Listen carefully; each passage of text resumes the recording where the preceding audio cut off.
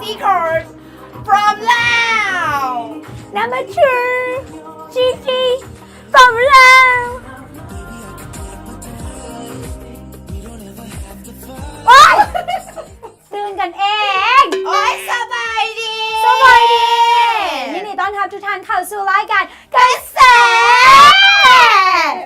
มื้อนี้เพราะว่าเขาจะว่ากระแสของเรื่อง Miss อย่างไร คือพวกเขาสองคนกับ Miss จีรีและMiss ตะภาพ มิดพึ่งเวิง เปล่ามิสพึ่งอยู่สา อันนี้2 Miss เฮามื้อนี้เฮาก็จะมาเว้าเรื่องมูนางงามของพวกเฮานั่นเองเนาะจะมู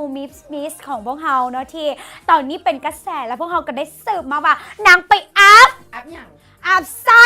ไซอย่างไรเว้ยเบาแน่เอาเป็นอย่างตัวเองได้ครับตำแหน่งพวกนั้นเราเป็นต้องไปอัพไซอีก เอาความงามบ่มีบ่อนหยุดยั้ง เอากะเว้าบ่ได้เนาะอันมันก็บ่มีแท้เดสนา แมนบอลแต่ได้ยินมาว่าโบได้มีตะโนมได้หันเอื้อย อีหยังเอง ได้ข่าวมาว่าได้มาเป็นการโยกดังนี่ไม่ ยกดังนี้ไม่บ่า เออ อุ้ยแต่ว่าเห็นดังนางก็งามอยู่แล้วไหน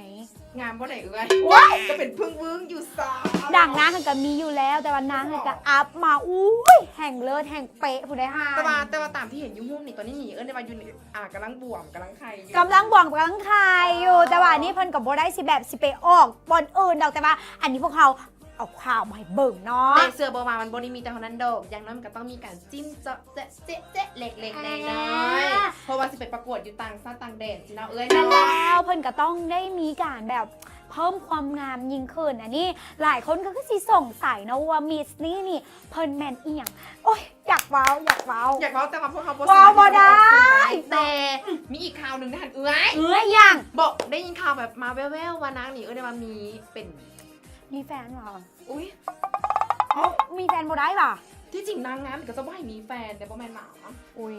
อันนี้เพิ่นมีแฟนแล้วก็แฟนนี่แมนอยู่ในวงการบันเทิง ความจริงมันนี่เอ้ย ความจริง เอาน้องโบฮูได้นี่ เว้าแท้ โอ้ สาบาน เอาปัดมามงกุฎพัทยาวันนี้เป็นแล้วได้ โอ้ยนี่แหละความบ่งามของโตนี่แหละ ความบ่แบบสะพรึงของโตมงกุฎกันเลยลุดไปจากหัวนี่มีแต่ มงวโลสิจ๊ะ มิสจีรีต้องมีมงกุฎนี้เนาะอ่ะผู้ใดที่ว่าสนใจอย่างหัว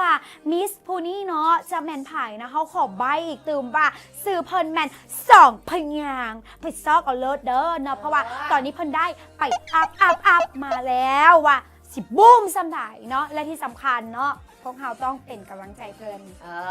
เป็นกำลังใจให้เพื่อนเนาะสำหรับการประกวดในครั้งนี้กับบูฮูเราว่าเพื่อนสิไปประกวดอยู่ประเทศประเทศใดแต่ว่าด้วยความชอบเป็นคนลาวน้ำกันเราต้องให้กำลังใจแล้วก็ซอยเสียซอยกันให้ได้ตำแหน่งแต่ตำแหน่งนึงมานะ แม่ เนาะ แล้วถึงว่าพวกเขา2 คนกับสิบ่ได้ไปเป็นหน้าเป็นตาเนาะแต่ว่าพวกเขานี่ก็มีจิตใจที่งามเพราะว่าเขาพร้อมที่จะเสียมิสนี่เนาะให้เอารางวัลกลับมาให้ทางประเทศลาวเนาะเชิญชวนทุกคนเนาะผู้ใดที่ว่าเป็นแฟนคลับของเพิ่นเนาะก็ให้กำลังใจเพิ่นคือพวกเขา2 คนเนาะกะ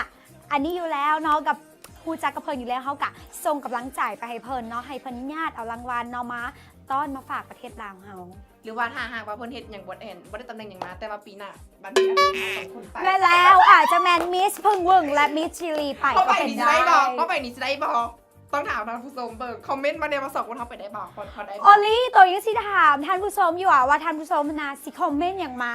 เพราะว่าทุกเทปกะคือเก่าอยู่แล้ว มาแล้วด่าตั้งแต่คอมเมนต์ทำอีทจน คอมเมนต์สุดท้าย โอเค ได้น้องสำหรับคำตีส่ง บ่เป็นอย่างเนาะพวกเขาจะเอาคำติชมนั้นมาปรับปรุงตัวเองขึ้นเติม จ้า อาจจะถึกดาหน่อยลงบอกหรือว่าถึกดาหลายขึ้นกะติดตามกันตอนต่อไปเนาะเดี๋ยวพวกเขาไปพบกันกับกระแสต่อไป